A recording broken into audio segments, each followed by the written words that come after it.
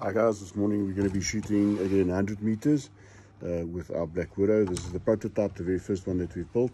We'll be shooting 21 grain H&N slugs at 100 meters this morning. We've got 3 targets up and we'll be doing 5 shots on each of these targets. It is a little bit windy.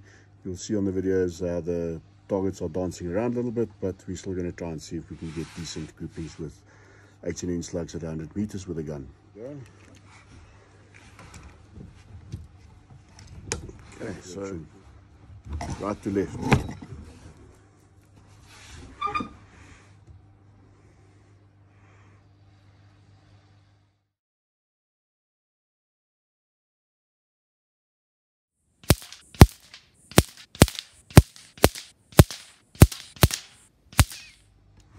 Here we go.